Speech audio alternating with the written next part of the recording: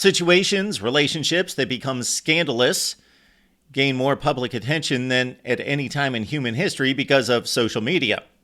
Michigan State football coach Mel Tucker has taken that to a completely different level. Welcome to the Voice of College Football. We break down the game we all love each and every day with you. Best discussion, debate, and analysis based on your participation. We typically stick to the field, but Mel Tucker has been charged with sexual harassment by Miss Brenda Tracy. She is a rape survivor, and she spoke to the Michigan State football team and is an activist in this area. And she laid out the details of what would be an inappropriate relationship between the two. One, because Mel Tucker's married. Now, he explains this in a statement. And two, because he, according to her, was sexually harassing her with phone calls, text messages, images, and so forth. Mel Tucker responded on Monday. Check out the live stream that we posted on Sunday. This story broke late Saturday night. We had a few things to say during our weekend wrap-up call-in show on late Saturday night, and then addressed it with a live stream on Sunday. I gave my statement, and we took your calls. So check out the live stream we posted on Monday. The focus and the purpose of this video is to address Mel Tucker's statement, which is typically in this situation that the accusations are completely false. We are working to get to the truth and make that public.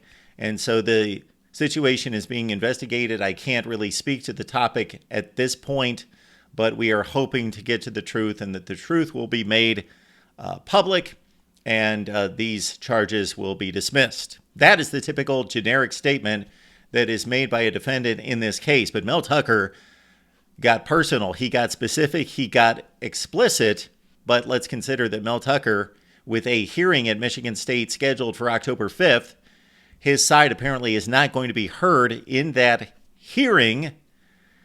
Therefore, he felt it necessary to get to the heart of the matter and give his complete side of the story. We are posting Mel Tucker's statement. We're not going to read it word for word. We're going to point out the key statements here and interpretations from my angle. And of course, your comments and questions are welcome down in the chat. So Mel Tucker states that the allegations are completely false. There is a hearing on October 5th and 6th. He shapes the relationship as first a friendship and then a friendship that developed into an intimate relationship. Also stated that this relationship, this communication, was from across the country. He stated that his relationship with his wife has been an estranged marriage for a long time. You can draw whatever conclusions you want about that in regards to the appropriateness of that. I would say that that's still not appropriate, but is it fireable? According to Mel Tucker, there have been dozens of phone calls placed in both the fall and winter of 2021 and 22. I don't know if that means that there was a large gap of time between late 2021 and then throughout the year of 2022. He stated that she initiated many of the calls and that they were of an intimate and private nature. Tucker alludes to negative comments Tracy made about Michigan State, the university, coaches, faculty, the former president. I believe these to be inconsequential to the matter, but if Tracy did make those statements, if they're public or she made them public, I'm not aware of that. I did not go through all of the statements that she had made, but it gives him a better case in regards to the perception of the case. It has nothing to do with the allegations or his innocence, but it makes him look better. It makes her look worse more than anything if she is spouting a bunch of negative comments that are unfounded, if they are unfounded, against Michigan State and people connected to Michigan State. Mel Tucker was very specific about the gifts themselves. Athletic shoes, a $200 Venmo payment. And there he states, quote, not only did she accept the gifts, but she had to provide her shoe size and an address to receive the shoes and her Venmo ID to receive the money. Mel Tucker specifically addresses the conversation of April 2022. I think that's the infamous masturbation conversation, late night intimate conversation there.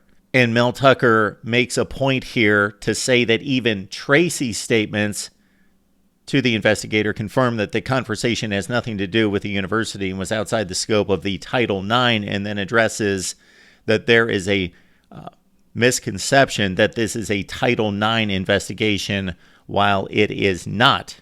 He continues to drive home that this was a mutual private event, these conversations between two adults. Also that she sent pictures to him, and that, for example, if they were on the phone for 36 minutes, she certainly had time to hang up the phone, end the call, move on to a different subject matter, whatever. But if you're on the phone with somebody for 36 minutes, then you probably desire to be on that phone call. Now, the apparent fact that the two did not communicate for 4 months leads us to believe that she was offended by that phone call. The 36 minutes calls that into question. However, the offensive part of the phone call could have been at the end of the phone call. Tracy did have a paid presentation scheduled that she said was canceled. He said was postponed. Now, in this paragraph, Mel Tucker gets into some more nuanced perception, not factual statements, talking about the relationship was fine. She gave every indication. She sent me a Happy Father's Day text 2 months after the call, and repeatedly, according to him, expressed a desire to return to Michigan State for that presentation. Now, this is where Mel Tucker infers that there is an ulterior motive. He actually states it there, that he concludes this based on the terms of his contract. He is owed, I believe, $77 million if he is terminated unjustly. So he infers right there that he was set up in some way. And then he addresses the hearing of October 5th and 6th that's scheduled. Number one, to say it's ridiculously flawed. It's a sham because he's not going to get his side of the story heard. And also because these hearings, these type hearings, are a process that are not made for personal matters. They're made for student infractions, violations, those sorts of things, where this is simply a matter of misconduct, a matter of embarrassment, and all those things that Michigan State would have a right, based on his contract, to terminate him without compensation if they can prove that it's a fireable offense. And so Mel Tucker has been separated from his football team by suspension. There's indication that even though it's an indefinite suspension, that it will last roughly 3 to 4 weeks.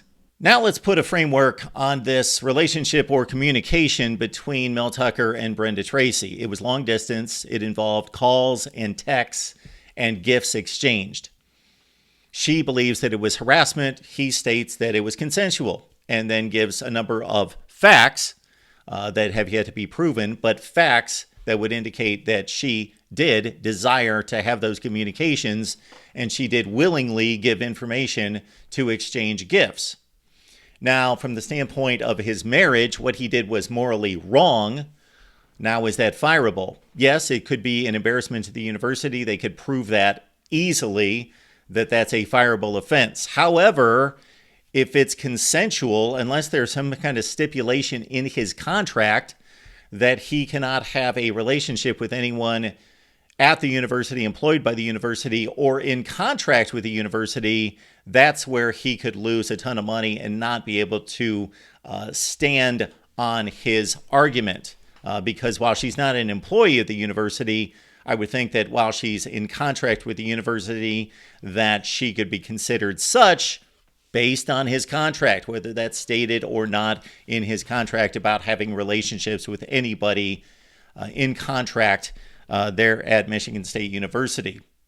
But I believe what he's trying to do, knowing that he's losing his football team, he's losing his job, is that he's trying to make a case, and he does it rather well. If all these facts are proven and verified, that he's being fired unjustly, and I believe that he'll be able to recoup an amount of that money based on what we've seen here. if these can be proven. Otherwise, he should be termed innocent until proven guilty.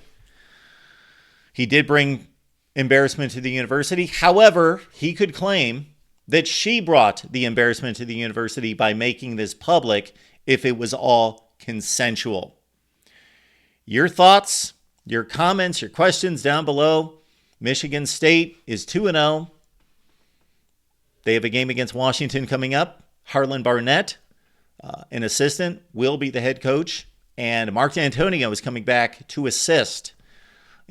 Much like Bob Stoops did at Oklahoma a couple years ago, Barry Alvarez has on several occasions at Wisconsin to bring a presence, to bring a maturity, to bring an organizational aspect, and to bring that support to an inexperienced head coach. Again, your thoughts and feelings down in the comments section, and we will continue right here to take you through the 2023 college football season and all its twists and turns right here at the Voice of College Football.